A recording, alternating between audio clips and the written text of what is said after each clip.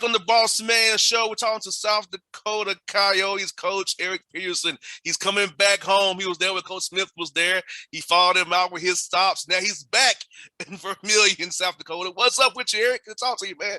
Yeah, thanks for having me on. It feels like I never left, to be honest with you. It's 4 great years here, and then being in Utah for 4 years, and a lot of great people still here, and really excited about this program, man. No doubt. And when you all were there, man, you built that thing up, guys, successful, man, making tournaments and winning a lot of games, going up against TJ and those guys down the road from you all, man. So, man, the battles you all had, man, all those feelings had to come back to you, man. I know it feels great to you right now. Yeah, it feels great. Being here for 4 years, we kind of have a blueprint how to win here. And, being at Utah State for 3 years, we had a ton of success, and then Utah for 1.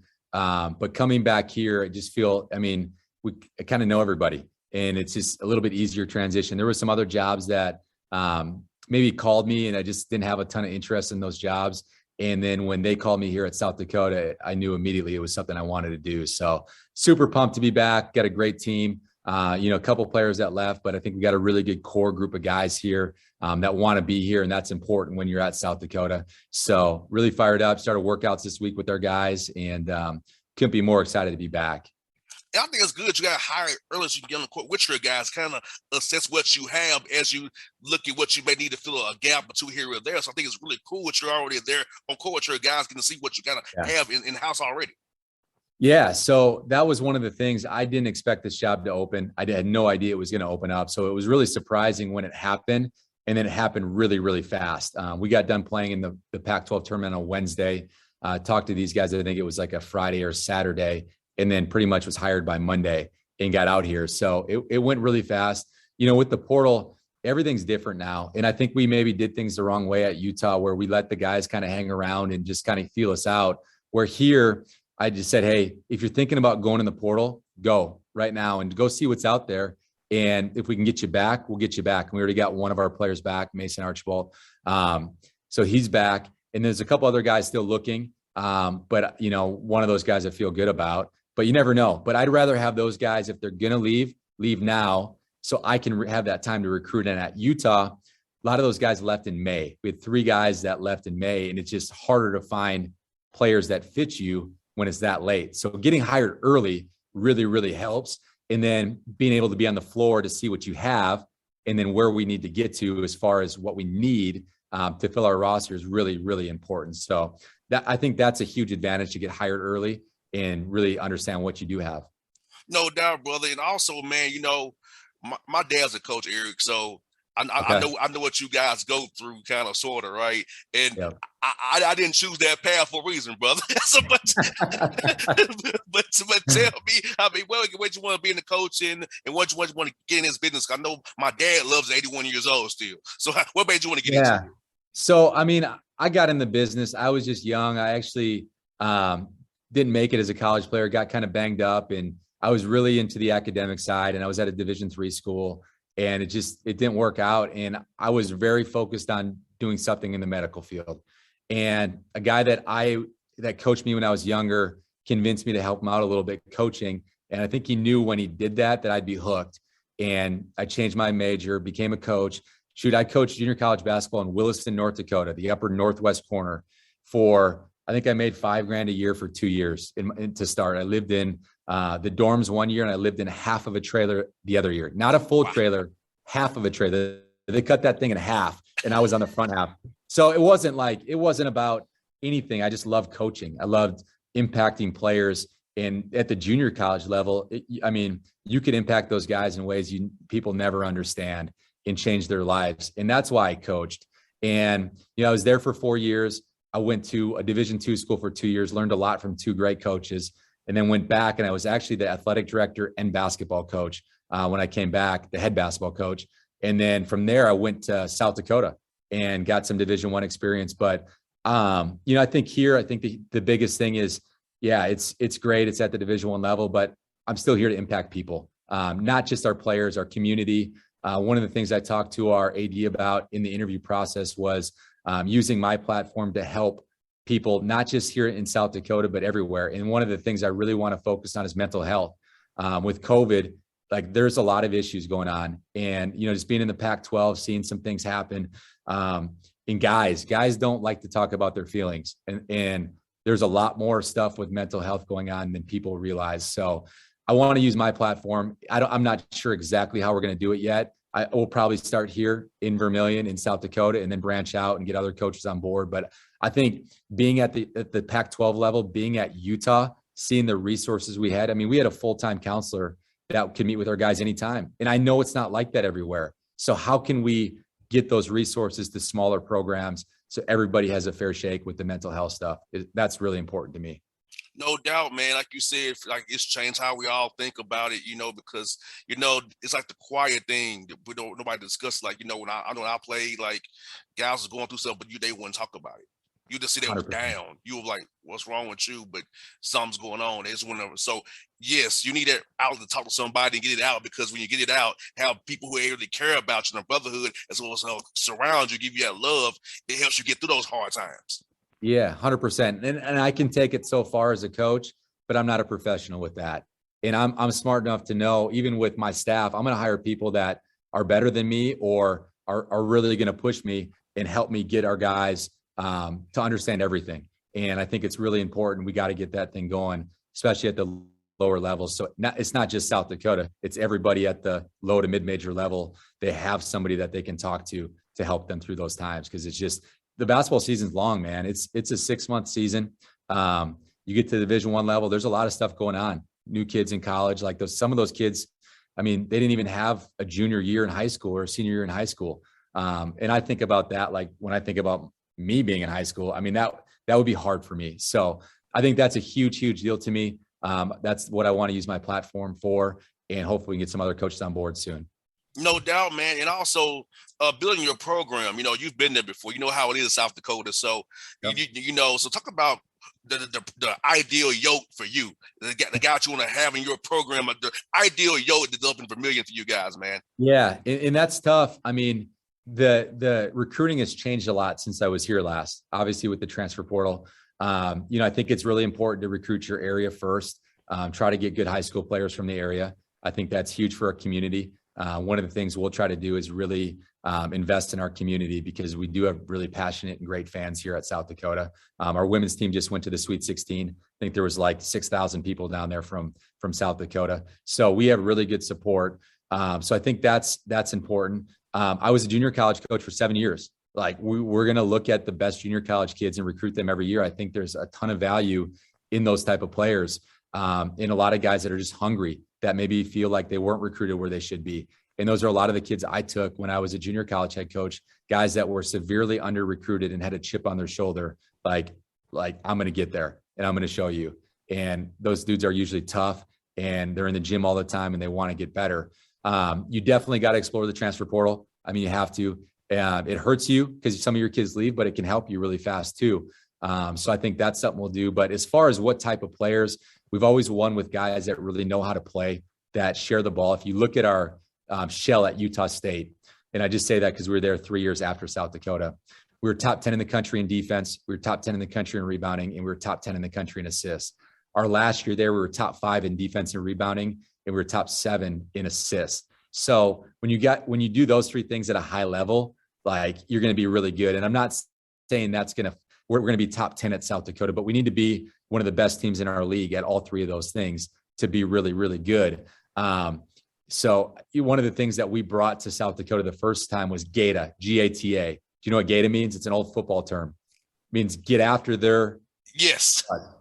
And yes, we got to be flying around like we're the toughest dudes out there. And we would always say, listen, when that team gets done playing us, they got to be talking in the locker room, win or lose. Like, I don't want to play those dudes again.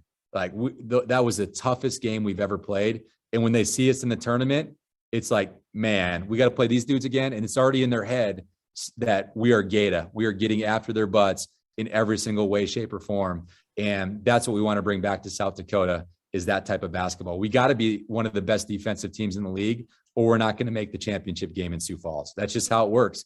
And if you look traditionally, the Summit League's always been one of the best 3-point shooting teams leagues in the country. But the teams that play in the championship are usually the best defensive teams. So you got to have a kind of a combination of both. But high IQ kids that love being in the gym, that love playing, that want to be coached. I think it's really important. Chemistry is really important. Finding good people that understand what South Dakota is about, because it's different. South Dakota is not Utah. It's not Texas, where we've recruited some kids. It's not Atlanta. It's different. And you just bringing all those kids together. I think that's the coolest part about coaching basketball, is bringing people from all different backgrounds, getting them to be buying to be part of a team, and building lifelong friendships, man, that last forever, that they got stories. They'll be telling funny stories about me forever too. So, and I can take that. I remember I was joking Craig about it. He's like, I'm gonna get you a coat, boss man. I said, man, I don't have a coat, brother. Like, oh, you gotta come in and get a coat to come to South Dakota, man. So give me a yoke, go down red. I come up there, give me a coat, then give me warm, because I can't do cold weather, man. I can't drive in the snow or do cold weather, brother. I'm telling you. I'll make it happen, man. I lived in North Dakota for 9 years in my career. So now I'm moving south, right? We're getting further south. The warm front. You're moving down, something a little warmer. No, it's different, man. It's Sioux Falls is like significantly different than Vermilion. We're right on the border of Nebraska. So it sounds crazy to say, but it's warmer down here, and we don't get as much snow as you would in Sioux Falls or further north. So my wife is from Missouri. She played college volleyball in Spartanburg, South Carolina. So she's not like a winter person at all. And when we moved down here, she's like, man, this is different. And so that's my sell to recruits. Like, hey, it's we get the Chinook winds out of the West.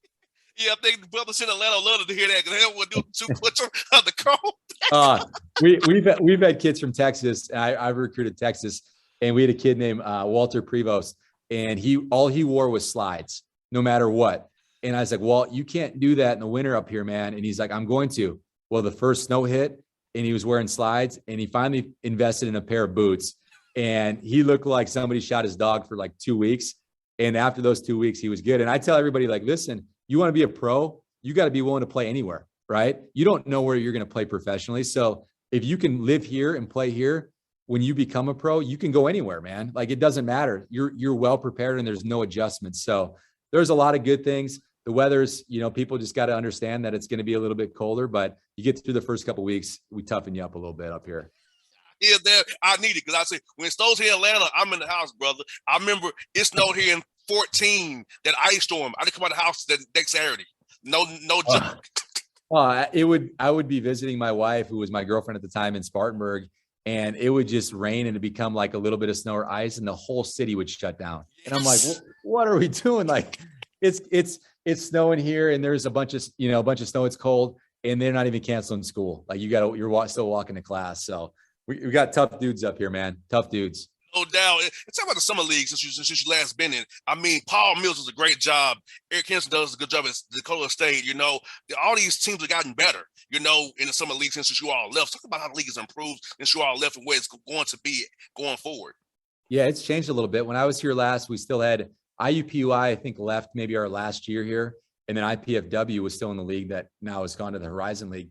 Hendo's done a great job at South Dakota State, and that's what we're striving to get to. We want to try to cut down the nets every single year. We want to be in the championship game every single year. Paul Mills did a phenomenal job last year at Oral Roberts. He does a good job every year, but last year they made a special run, which I think, when teams get to the tourney, like, no matter what level I was at, I'm always cheering for the Mountain West teams. I'm always cheering for the Pac-12 teams. I'm cheering for the Summit League teams, because that helps our league. It helps sell to recruits that we can do that. And Paul's done a great job, and I've just seen him build that thing since he got here when we were here the first time. Billy's going to do a great job at UMKC. Dave Richmond has been consistently good at NDSU. St. Thomas is going to have a great program once they build that thing. Western Illinois is going to keep getting better every single year. So I want that. I think it's really good when you can tell, like, when we were here the first time, it was RPI, it wasn't net, that wasn't created yet. But we were ahead of the Mountain West most of the year in year 3 that we were here. And that's like, you sell that to recruits, that's huge. So I want our league to be good, and we got to do our part too, and you get back to competing for championships every year to make our league even better. So we got great coaches. I mean, if you look top to bottom, great coaches. Crutch just came from Oregon at Omaha. He's been a head coach. He's been a lot of different places. I know him. He's going to do a great job there. So I think the more games our league can win non-conference, like I'm going to cheer for those dudes every non-conference game. So it makes our league better. No doubt. I got one more for you, Eric. This man, when you come to Atlanta, brother, what's your favorite place to eat down here, man? Oh man. That's a good question. Honestly, like I'm just in the gym all the time. You know what I mean? Like you get there at 8 a.m, and usually those events have like they just bring in food so you don't have to leave. I'm a huge, this is going to sound crazy, but I like Waffle House in the South. Yes, You're same probably here. some people are like, no, not Waffle House. I love Waffle House. That's probably a stop that I go to. There's a place in the South called Cookout that is different that I've been to. But one of my dudes at Utah State, I'd always laugh at these guys because we'd have like our pregame meal and it's different everywhere, right? And his name was Dwayne, and he's from Atlanta. He's like, Coach, we need some seasoning on this stuff. Like we need seasoning here. Like it doesn't taste good to me. So I'm like, Dwayne, next time I go to Atlanta, I'm going to hit you up and say, tell me where to go and I'll go. But I love everything. I'll go overseas and recruit and I'll be like, I'll just go to a restaurant and say, give me the most popular thing on the menu and I'll try it. It might be a fish with the eyes still on it and it looks awful, but if it's the most popular thing on the menu, it's probably good. So you tell me where to go. I'll get the most popular thing on the menu and I'll hit you up and be like, all right, that's legit right there. When you come here for Lake Point or the EYBL or the Peace Jam, I'm going to get your number off the air here shortly. Let me know. I will make sure, Eric, you have some good food when you come to town. We'll got you, man. I will take make it happen. I appreciate that. My wife grew up in Missouri. So, everything's different and her mom cooks more Southern. So every time I go there, it's always really, really good food. I'm like, Linz, I can't stay here more than a weekend. Like I'll put on 10 pounds easily if I'm just sitting around. And she grew up on a farm, just sitting around the farm, just eating this food because it's so good. So I got you. I'll hit you up for sure when I'm down there. No doubt, folks. It's Eric Peterson, the coach of South Dakota Yotes out of Summer League here on the Bossman. So Eric, it was real fun, brother. Yeah. Hey, man. Thank you for having me. I really appreciate it. Let me know what you need. We're here. We're excited to be back, and we're going to get things rolling here in the Summer League. No doubt. Appreciate it, brother. All right. Thank you.